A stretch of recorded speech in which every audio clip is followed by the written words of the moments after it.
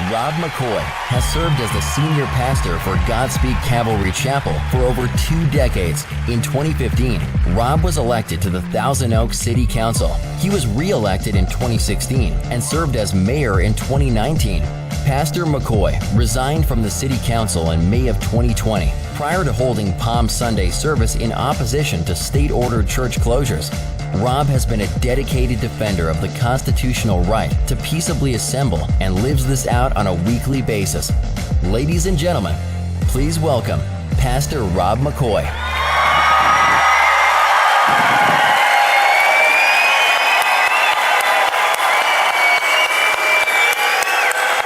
Bless you guys. Bless you guys. All right, settle down. They give us 7 minutes and you're not taking my time. Plus, I got stretch marks on my brain from Dr. Erickson. It's just... November 7th, 2018, 11:20 at night. I was asleep. We just had a contentious election. I hadn't had much sleep. And there's a knock on the sliding glass door. I opened it up. It was my daughter. She said, "Dad," and at the time I was Mayor Pro Tem of the city of Thousand Oaks. She said, "Dad, there's been a shooting at the Borderline Country Western Dance Hall. Some of our congregants are there, some of the kids. It was college night." I rushed down to the command center, and as you all know, you probably saw it on the news, we lost 12 of our young people. Gunmen went in and killed them. We lost an officer, Officer Ron Helis. 2 of the victims were from our congregation. One was a decorated Marine who took care of our special needs kids, and he got killed. I share that because anyone who thinks I don't love my city is confused. I love my city. I ran for the city council because I wanted to serve my city. They were happy that a pastor was on the council during that tragedy. I officiated 2 of the funerals. I was with all the elected officials at every memorial service. Our city was surrounded by fire shortly after that. It was a seminal event in the history of our city. I became mayor a couple weeks later. We dedicated the freeway to Officer Helis and got a park completed for the victims within a year by the anniversary. Unheard of. But then on April 3rd, when I had realized that the governor of our state that I was born in, my father was born in, my grandfather, I lived here my whole life. That governor said that the church wasn't essential. He said cannabis distributors were essential, liquor stores, abortion clinics. But he said the church wasn't essential. We opened up. But on April 3rd, hang on, all right. I warned you. On April 3rd, it was Saturday. April 4th was Palm Sunday. It was the beginning of our Holy Week. Communion is a sacrament. And we didn't know the severity of the virus. So we practiced everything that an essential organization would do. A sanctuary holds 400. We had 10 seats. It took 3.5 hours to do communion.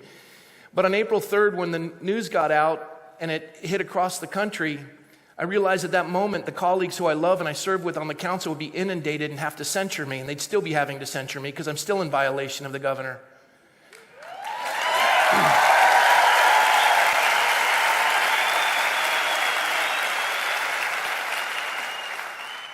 We followed the rules, the moving metrics. Every week the governor would change the goalposts while all of us suffered. The cure was worse than the virus itself. Yeah, preach it, sister. And then, as we were abiding by the governor's mandates, the riots began in Los Angeles. And he embraced them and praised them, and blessed them as they were shoulder to shoulder, no masks, as 75% of the businesses that had been burned and looted were Jewish-owned, targeted, hate crime. We said, that's enough, and May 31st, we opened wide.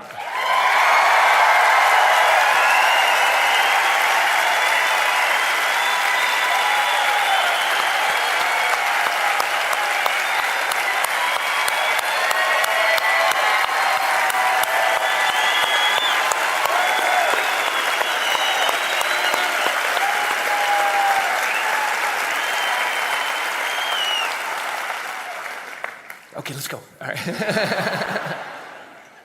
We've been wide open since May 31st. Here we are in October. They got a political and predictable judge who placed on us an emergency restraining order. He said that I would be cited in 1,000 does, visitors or congregants.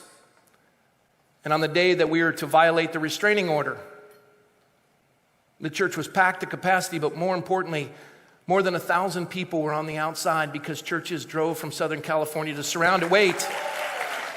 And they said, we came so that we would get the citation so you could worship in peace. That's the body of Christ.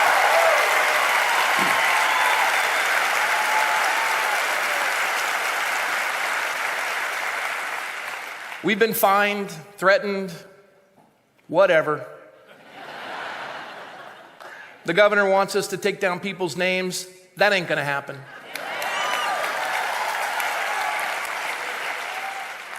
And since being wide open, one thing I forgot to mention. We haven't had one case of COVID.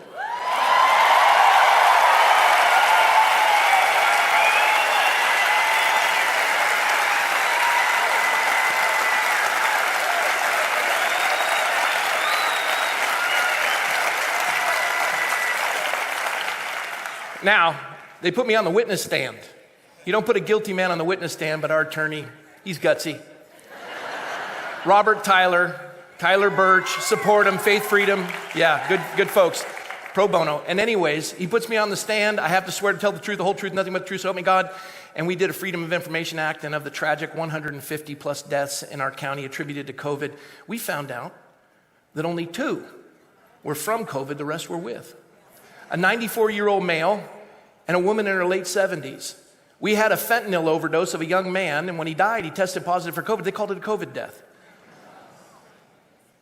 Now, many folks in the body of Christ said I'm in violation of Romans 13. Now, you respect all positions of authority. They're appointed by God. And you know what? I agree with their interpretation of Romans 13, but there's a problem. They haven't served in office like I have, and they don't understand who the authority is in Romans 13, because in the Constitution, the first 3 words of the preamble declare who the authority is in Romans 13. We the people.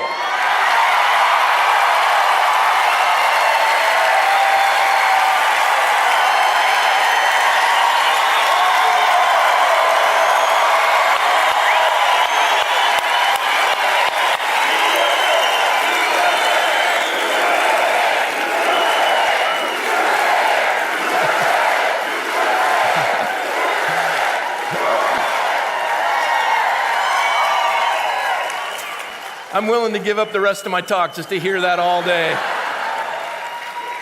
Let me close with this. I've had pushback from some pastors.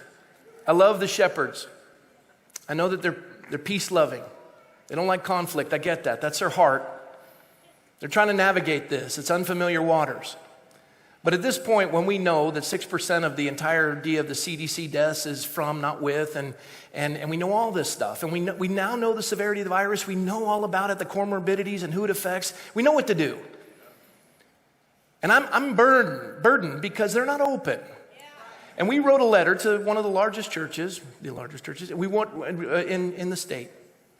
We said, why aren't you open? And they wrote us back and said, well, we're feeding the homeless, we're open every day, we're feeding the homeless, we're caring for people in need. But and they go through the whole list of all they're doing, but then they said this: we're not a political church. We do take the safety of our members and community very seriously, and out of love and concern, we are not meeting in a large group for weekend services. And I replied. I'll conclude with this, so I'm over, I gotta go quick. I wrote, I recognize the choice that your church made was out of love and concern, but you cannot say you're not political. Politics is the highest form of community in that it combines morality and sociability. Those pastors who have chosen to fully open their churches deeply love their communities and their congregants and are also very concerned for the health and safety of their communities just like you. However, to say that you are not political is not accurate. You have chosen to politically stand by your silence and submission with tyrannical officials who have ruined our economy, closed our schools, divided our people between essential and non-essential, and declared churches non-essential. You stated that your church has weathered the financial storm, but don't lose sight of the fact that these draconian actions by our state government have financially destroyed many other congregations, and they will never reopen. You marched with BLM Inc., even though their actions resulted in the innocent citizens losing everything they own, and 75% of the businesses in Los Angeles that were burned and looted were Jewish-owned and targeted. How can you say that you're not political? The pastors that have opened their churches are maligned and ridiculed, and you have said nothing in their defense. And yet, in love and great concern for their communities, these churches stand against a tyrannical government that has forced their neighbors' businesses into bankruptcy, forced the abused in their communities to be quarantined with their abusers, forced the elderly to die alone, all while the government officials have received full paychecks provided by your punished neighbors whose taxes are the highest in the nation.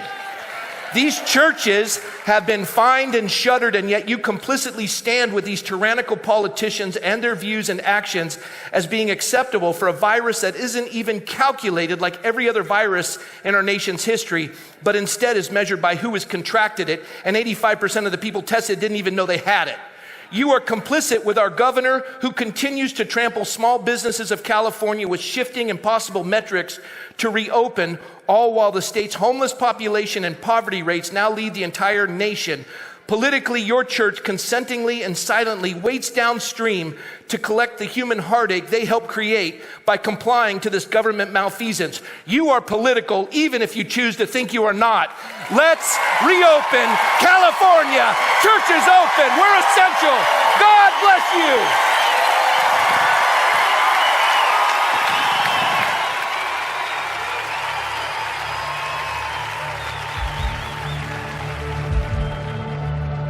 Being from Oregon, I think we don't realize, maybe because it's like that frog in a pot, how hot the water really is. It's not just, difficult. As a Christian, we kind of have this mentality because we love God and we love people, but we do it with our heads down moving forward. Like, we don't try to make big statements, and right. we're not hugely political family. We vote and do the things, but we are being forced to make these decisions that we have to. When the protest started, I was pretty quiet about my opinions in it. I was like, I didn't want to poke the bear. I knew it was a very sensitive subject. Sure. A customer would tell me, oh, I went to the protest last night. I was up till 2. And the more he talked, I was like, am I supposed to tell you good job and thank you for marching for me? Because that didn't do anything for me. It just made me kind of feel, oh gosh, I don't want this, because right. He looked at my skin and he was like, this is what I did for you. You cannot do everything, but you can do one thing. And if the one thing you can do is vote, then you'll be accountable if you don't register and you don't vote. That may be the only thing, but that be just the thing that God does to tip the scales in the way that would be more conducive to his kingdom. Yeah. And I think we have to do that.